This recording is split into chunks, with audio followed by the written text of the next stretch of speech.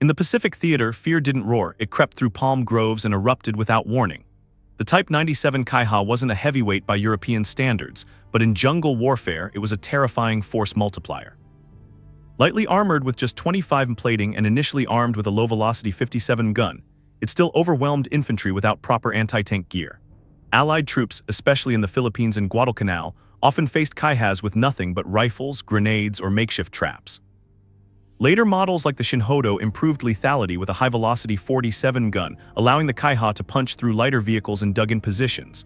Its presence turned narrow jungle paths into death traps. The fear came not from what it was, but from what defenders lacked. In terrain where armor support was rare and movement restricted, even a weak tank could dominate the fight. But the next tank brought scale and strategy. Speed was its weapon, sand its ally. The Crusader MKII may have lacked the armor of its German counterparts, but it earned fear through aggressive mobility across the vast North African battlefields. With a top speed over 40 km/h and upgraded with a 6-pounder gun, it became a serious threat to Axis supply lines and lighter tanks. British armored units used it in sweeping maneuvers, disrupting Rommel's flanks and forcing costly German repositioning. Crews adapted quickly, using its silhouette and speed to shoot and scoot across dunes before counterfire could land. Though its reliability remained shaky, its sheer numbers and tactical use pressured the Afrika Korps to divert resources constantly. To Axis infantry, it was the vanguard of chaos, fast, numerous, and hard to pin down. It wasn't about one tank winning a duel, it was about how many came back the next morning. Still, the balance would shift when American steel joined the fray. It wasn't the best tank, but it was the one you saw the most. The M4 Sherman became the backbone of Allied armored forces, flooding battlefields from Normandy to the Pacific. Individually, it struggled against German Panthers and Tigers, especially with its early 75 gun. But the Sherman was feared not for its strength, rather for its unrelenting presence. Reliable, easy to repair, and produced by the tens of thousands, it overwhelmed enemies through sheer volume and coordination. Its wide tracks handled mud and snow, and variants adapted to every combat role from flamethrowers to recovery. German tankers respected it not for its armor but for its support. Shermans rarely fought alone. Radios linked crews in real time, making ambushes harder and counterattacks swift. A lone Sherman was vulnerable. 5 together with infantry and air cover, a machine of momentum.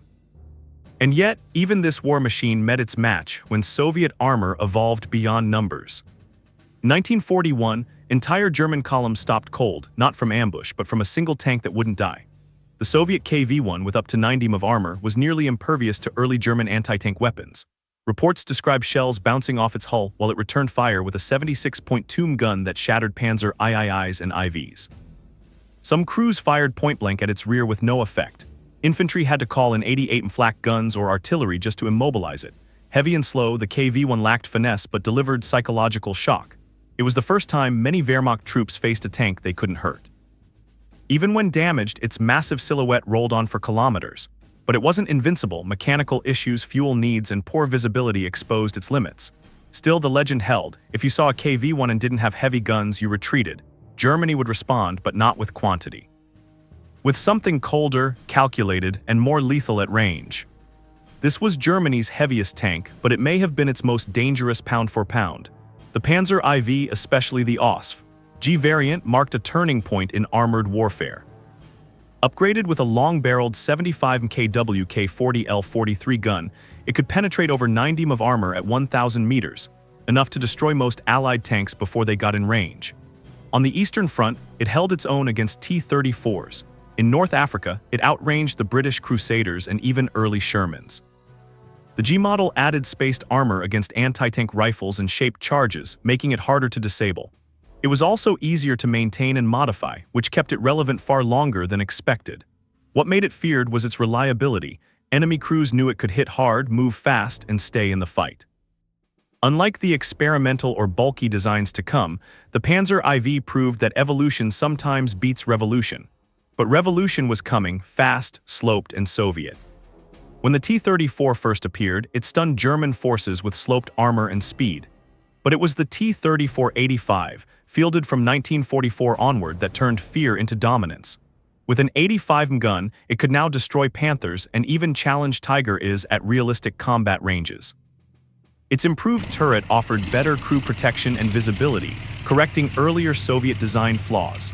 Yet its greatest weapon remained quantity. By war's end, over 22,000 of this variant rolled out. It was fast, maneuverable, and could be repaired in field conditions that paralyzed more complex German tanks. Axis troops often heard its diesel growl before seeing its silhouette cresting the horizon. Against entrenched positions, it advanced with raw momentum, supported by artillery, infantry, and airstrikes in tight coordination. No longer just a match in numbers, it was now a threat in quality. But the battlefield still held something the Soviets hadn't cracked yet: an apex predator designed to instill dread beyond the shell's reach. Built as a direct answer to the T-34, the Panther wasn't just an upgrade. It was a precision-engineered menace. The OSP-G, its most refined version, featured 80 mm of frontal armor, improved suspension, and the deadly 75 mm WW2 L-70 gun, capable of penetrating over 120 mm of armor at long distances. It could strike Shermans and T-34-85s before they even got into firing range. Sloped armor gave it superior deflection, and once positioned on a ridge or field line, it became a sniper in steel. But what truly set the Panther apart was its balance: firepower, protection, and speed, all tuned for battlefield control. Allied tankers feared the first shot in any duel against it. Yet its complexity was its weakness. Frequent mechanical issues, high fuel consumption, and slow production kept it from overwhelming the front. Still, in skilled hands, a Panther could hold or break a line. But sometimes brute force, not precision, was the key to cracking defenses. Stalin had a solution for that. When the IS-2 arrived, the battlefield dynamic shifted.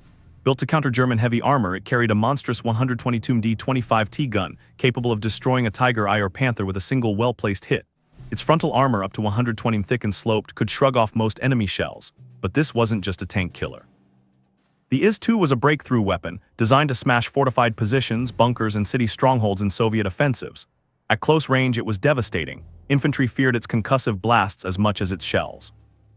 Though it had a slower rate of fire and carried fewer rounds than Western tanks, its psychological and tactical impact was immense. Crews reported enemy tanks reversing as soon as an IS-2 appeared. It symbolized Soviet resolve: brutal, direct, and relentless. German formations quickly learned to identify its silhouette and feared what followed behind. But even this powerhouse paled in scale to what Nazi engineers built next. Few machines inspired such instant dread as the Tiger I when it first appeared near Leningrad in 1942. It shocked Allied forces with its 88 WW36 gun, originally an anti-aircraft weapon, now tank-mounted to lethal effect. It could destroy enemy armor from over 2,000 meters, far beyond return fire range for most Shermans or T-34s. Its frontal armor, up to 100 mm thick and flat-faced, resisted nearly everything thrown at it. One Tiger could halt an entire advance, forcing retreat or costly flanking efforts. Crews were handpicked, and its presence often signaled elite Waffen-SS or Panzer divisions.